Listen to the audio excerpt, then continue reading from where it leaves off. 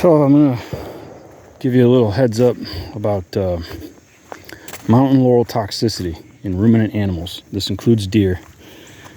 If you're a deer hunter, which, I mean, that's somebody dialing in their muzzleloader, you might have heard a couple pops in the background. It's deer season. People are bonkers about deer around here. Nothing against that.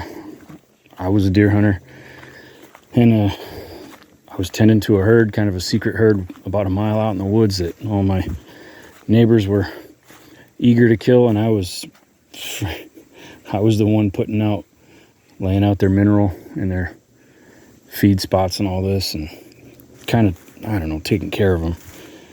Kind of had my own secret deer herd, and I got an attachment. I mean, initially the idea was, come deer season, I'm going to be shooting the choicest of them. But I actually kind of felt like, man, I like tending to this herd, and that was one of the ways that kicked me over the fence of getting goats. And the other is, look, I can't manage this. This gets away from me all the time. This is perfect. Goats did that work. And they're going to do the same wherever I put them. Now, one thing to be concerned with is mountain laurel. Mountain laurel, if you're a buck hunter, you need to be looking for mountain laurel. Wherever you've got a crease, okay, so there's a crease right here, and there's a creek. The creek runs right this way. Bucks want to hide. They want to be near water. They want to be in deep, thick, gnarly cover, okay? Really hard to get to spots, but they especially want to be able to sit on a high ground, not at the top of the hill, because that would skyline them, meaning they're at the top of a hill, you've got a silhouette available, and they somehow instinctively know not to be at the top of the hill. So they go just below the crest of the hill where their silhouette is not visible. So a buck wants to sit right here. If the wind is blowing this way, he wants to be on that side. He can see what's downwind, and he can smell what's upwind. So he can smell what's coming up behind him, and he can see or hear what's coming up in front of him. Now, if you've got a crease, like a holler, a little valley cut from a water drainage, which in the southeast with clay, you're going to have tons of that. The buck really likes this V formation, because if the wind changes, he walks 20 feet and he sits on that hill. And now he's got the view downwind and the smell upwind. So he's going to hang in this core area, and he's going to eat everything around that's not toxic to him. What is toxic to him is mountain laurel. There's a patch of it right there. Wherever you see a creek bottom, you're going to see mountain laurel. The more dominant the mountain laurel, the more you have found a core bedding area of a buck, not a doe. Does will park themselves on the edge of a field right out in the open.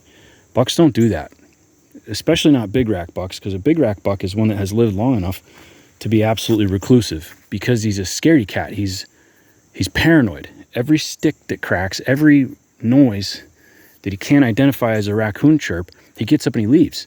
That's why he lives long enough. Because of his paranoia, he lives long enough. My wife's calling me. All right, as always, nothing important, so I'm back. Because of his paranoia, that buck lives enough seasons to grow a fat rack, and that's why we're after him. Paranoia is a strength in the animal kingdom, especially when you're at somewhere below the top of the food chain. You know, if you're an herbivore, paranoia is a very strong skill set. Now, when there's just a little patch here and there of mountain laurel, that's one or two bucks that are hanging around, coming down and visiting for some water. I mean, does are going to contribute to this, of course, too. The only reason the mountain laurel is there is because it's got a toxin, so deer won't eat it. But they come down for a drink, and they take a few dabbles of everything else. So they're always thinning the competition for the mountain laurel. Now, mountain laurel looks like this, okay? Let's see if I can. So it's got kind of a real upright nature, sort of a trumpet kind of shape. And it's got these waxy leaves. Now, it'll grow as high as a short tree. You know, it'll grow 20 foot like a dogwood tree. Areas where bucks have been staying forever, and my secret spot is one of these spots, there's nothing but mountain laurel. And it's 6 feet, 8 feet over my head, and they've got trails underneath the canopy of it. But it grows by stolons. So even though the main root is over there, This is it. And you see that waxiness. Even though that main root is over there, it'll have shoots that get sent out, and they just steadily thicken, okay? So this is just a sprawling network, and you can, I mean, I feel like you can, if you've ever run into a patch of it, you can kind of identify that sort of cedar brown, hairy, kind of antlery, curvy twig shape. And a lot of times they're going to bed in it because of the structure, because the layout of the region gives them comfort.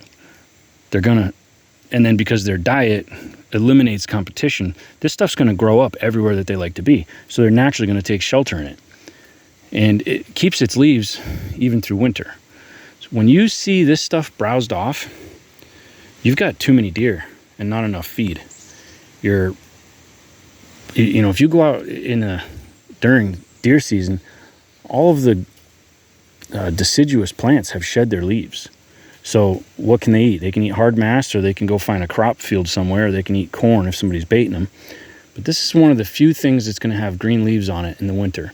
When you see that browse 3-4 feet high, man, your deer herd is way too large for the food supply, because this is making them sick, and they know it.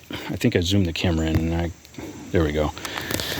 So if you've got goats, this is not going to be their first choice of food, but as they eat up everything else, as you know, you can see the ground here, so that means they've stripped everything else. They'll start turning onto this stuff, and they will eat it. It must not bother them taste-wise, but they eat enough of it, and it is a toxin. Everything in the azalea family, so rhododendron, azalea, I think chrysanthemum, I could be wrong about that, and then obviously mountain laurel, they've all got waxy leaves.